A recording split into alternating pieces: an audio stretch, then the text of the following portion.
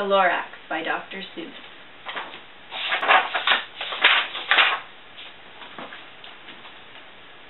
At the far end of town, where the grickle grass grows, and the wind smells slow and sour when it blows, and no birds ever sing, expecting old crows, is the street of the lifted Lorax. And deep in the grickle grass, some people say, if you look deep enough, you can still see today where the Lorax once stood just as long as it could before somebody lifted the Lorax away. What was the Lorax, and why was it there? And why was it lifted and taken somewhere? From the far end of town where the grickle grass grows, the old Onceler still lives there. Ask him, he knows. You see, the Onceler didn't knock at his door. He stays in his lurkin on top of his store. He lurks in his lurkin cold under the roof, where he makes his own clothes out of muffered moof. And on special dank midnights in August he peeks out of the shutters, and sometimes he speaks and tells how the Lorax was lifted away. He'll tell you, perhaps, if you're willing to pay. On the end of a rope he lets down a tin pail, and you have to toss in 15 cents and a nail, and the shell of a great-great-great-grandfather snail. Then he pulls up the pail, makes the most careful count to see if you've paid him the proper amount. Then he hides what you've paid him away in his snuff, his secret strange hole in his grovelous glove. Then he grunts, I will call you by whisper my phone, for the secrets I tell are for your ears alone. Slup, down slups the whisper my phone to your ear, and the old Onceler's whispers are not very clear, since they have to come down through a snellergy hose, and he sounds as if he had smallish bees up his nose. Now I'll tell you, he says, with his teeth sounding gray, how the Lorax got lifted and taken away. It all started way back, such a long, long time back. Way back in the days when the grass was still green, and the pond was still wet, and the clouds were still clean, and the song of the swami swans rang out in space. One morning I came to this glorious place, and I first saw the trees, the truffula trees, the bright-colored tufts on the truffula trees, mile after mile in the fresh morning breeze. And under the trees I saw brown barbaloots, frisking about in their barbaloot suits as they played in the shade and ate truffula fruits. From the rippleless pond to the comfortable sound of the humming fish humming while splashing around. But those trees, those truffula trees, all my life I'd been searching for trees such as these. The touch of their tufts was much softer than silk, and they had the sweet smell of fresh butterfly milk. I felt a great leaping of joy in my heart. I knew just what I'd do. I'd unload my cart. In no time at all I had built a small shop. Then I chopped down a truffula tree with one chop, and with great skillful skill and with great speedy speed, I took out the soft tuft, and I knitted a sneed. The instant I finished, I heard a gazump. I looked, I saw something pop out of the stump of the tree I chopped down. It was sort of a man. Describe him? That's hard. I don't know if I can. He was shortish and oldish and brownish and mosey, and he spoke with a voice that was sharpish and bossy. Mister, he said with a sawdusty sneeze, I am the Lorax. I speak for the trees. I speak for the trees have no tongues. And I'm asking you, sir, at the top of my lungs. He was very upset as he shouted and puffed, What's that thing you've made out of my truffula truss? Look, Lorax, I said, there's no cause for alarm. I chopped just one tree. I am doing no harm. I am being quite useful. This thing is a need. A need to find something that all people need. It's a shirt, it's a sock, it's a glove, it's a hat. But it has other uses, yes, far beyond that.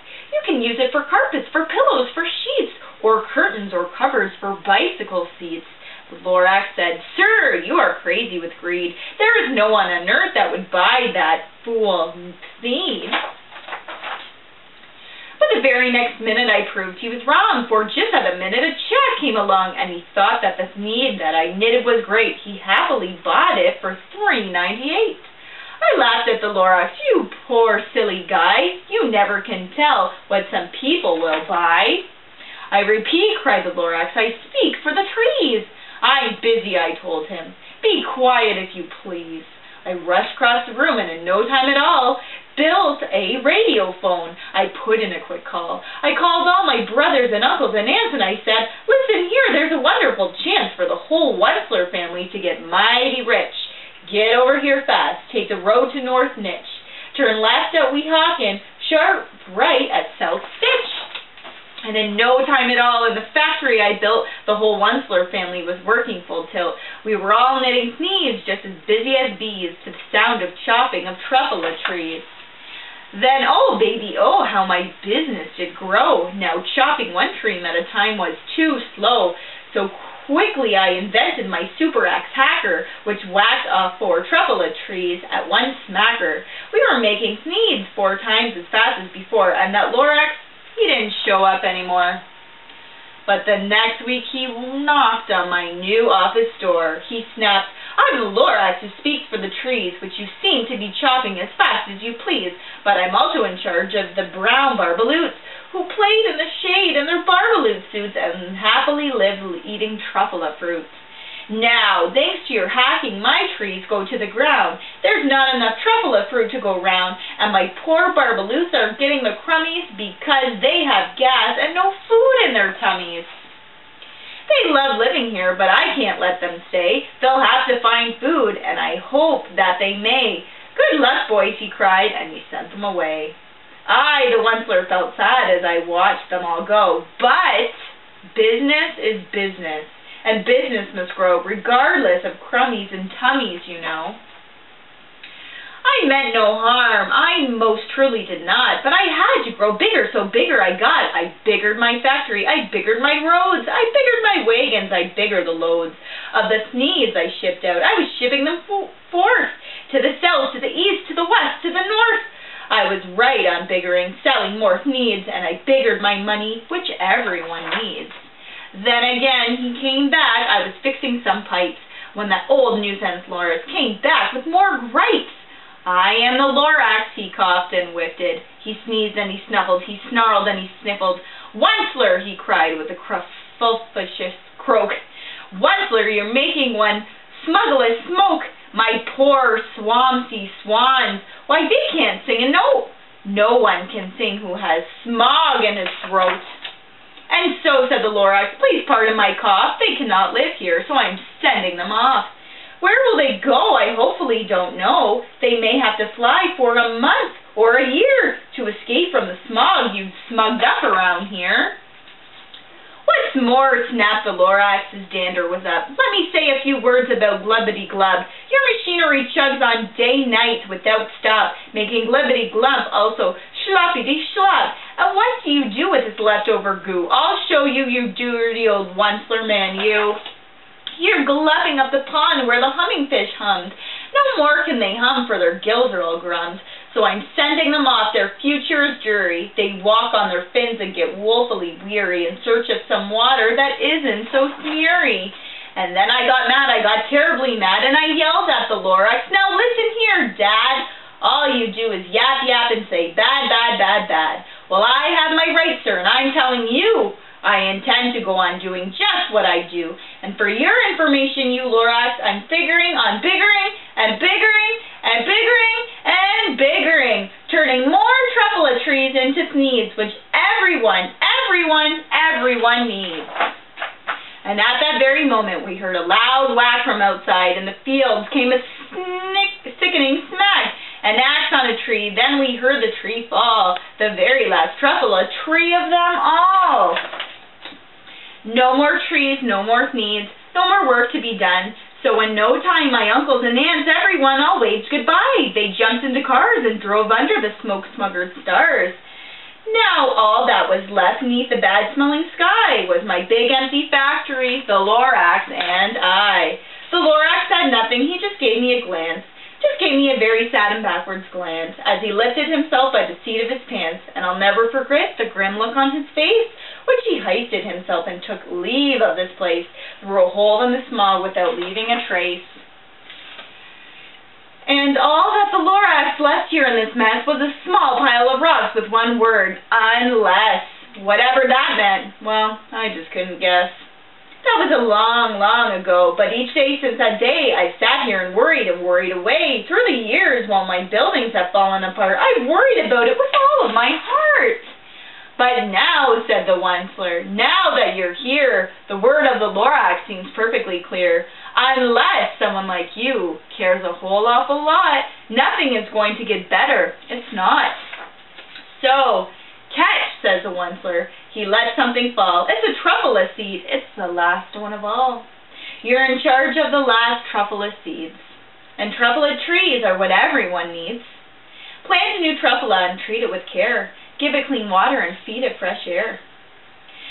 Grow a forest, protect it from axes that hack. Then the Lorax and all of his friends may come back.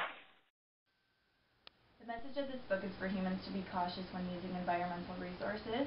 If we don't make an effort to protect our planet, then the earth will be destroyed, and we must treat the earth with care. The grade levels for which I thought this book would be most appropriate for would be grades 3 to 9. Not only because it's an engaging book, but also because it would be great to create an anticipatory set or a hook to get students actively thinking about how we as humans impact the planet. This book adheres specifically to the grade 9 Canadian and World Studies applied curriculum, specifically 2 units, the first being human and environment interactions, and another unit being understanding and managing change. For the human and environment interaction, one of the overall expectations of the unit is to assess the impact of human systems on the natural environment, and I thought that a way that you could do this is that you could talk to your class about resource extraction such as mining, clear cutting, and the impact this could have on the environment. You could also have the students do a research paper or a PowerPoint presentation of major human actions that have impacted the environment, for example, the BP oil spill. For understanding and managing change, one of the overall expectations was identify current or anticipated physical, social, or economic changes and explain how they could affect the lives of Canadians. So I thought that one way students could do this would be to evaluate different perspectives on a global issue like clear cutting or waste disposal or urban sprawl, and they could present their arguments through a point of view such as a class debate. Thank you.